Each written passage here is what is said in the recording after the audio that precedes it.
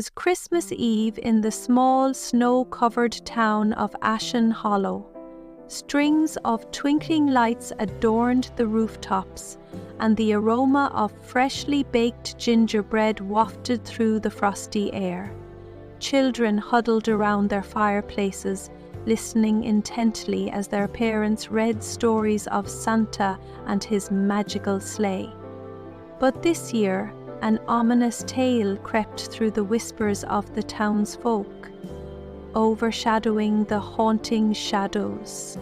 According to the old stories, the haunting shadows appeared once every century on Christmas Eve, drawn to places brimming with joy and warmth.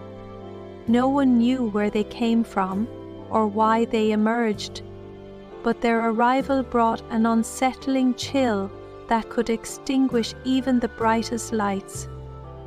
The last time they visited, a century ago, the town's Christmas tree turned to ash by dawn, and in eerie silence lingered for days. Clara Whitmore, a spirited 12-year-old with a love for mysteries, had always dismissed the legend as mere folklore. She had read every book in the town library and prided herself on being a rational thinker. "Shadows can't hurt anyone," she told her little brother Jamie as they decorated the tree. But as night fell, she couldn't ignore the peculiar unease in the air. The first sign of trouble came with the wind.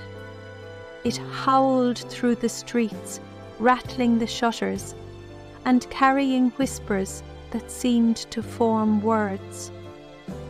Clara shivered and pulled her coat tighter as she peered out the window.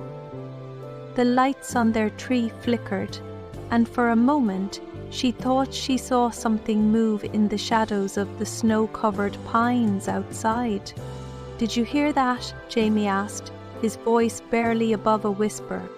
"It's just the wind," Clara assured him, though her heart raced. Suddenly, the power went out, plunging the house into darkness. The warm glow of the fireplace sputtered and died, leaving only the cold and a growing sense of dread. Clara grabbed a flashlight and led Jamie to the living room. She turned it on, casting long, eerie beams that danced across the walls. For a brief moment, she thought she saw a shadow move where no one stood.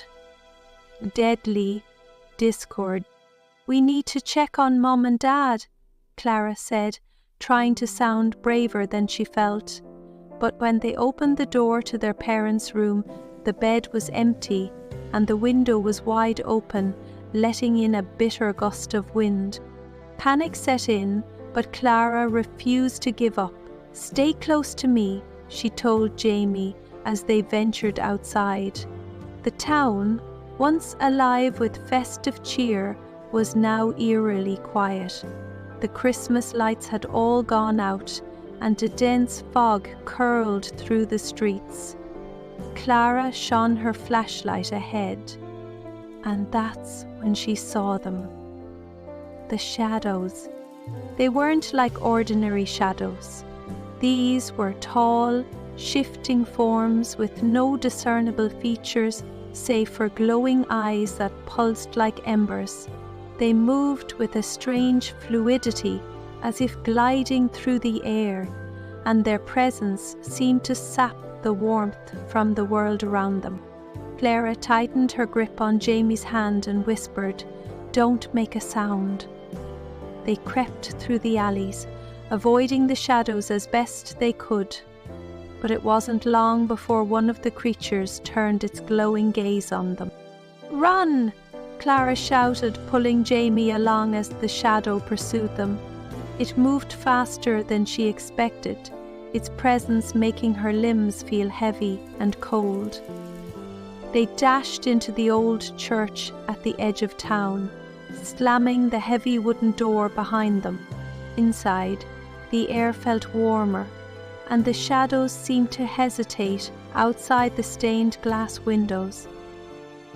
Clara looked around, her mind racing. She remembered a passage from one of the old books she'd read, a story about how light and song could drive away the shadows. "Jamie, the candles," she said, pointing to the altar. Together, they lit the candles one by one, their small flames casting a warm glow throughout the church.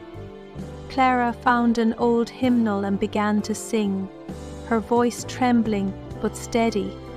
Jamie joined in, and their voices grew louder, filling the space with hope and defiance. The shadows writhed outside, their forms flickering as if in pain. One by one, they began to retreat, fading into the fog until the night was still once more. The power returned, and the town's Christmas lights flickered back to life, their glow brighter than ever.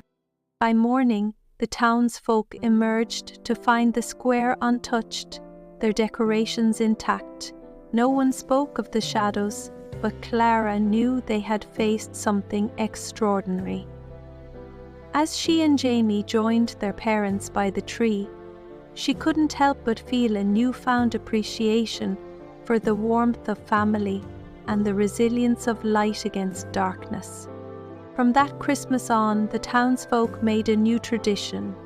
Every Christmas Eve, they would gather in the square to light candles and sing, ensuring the shadows never returned. And though Clara never saw them again, she always kept a candle burning in her window, just in case.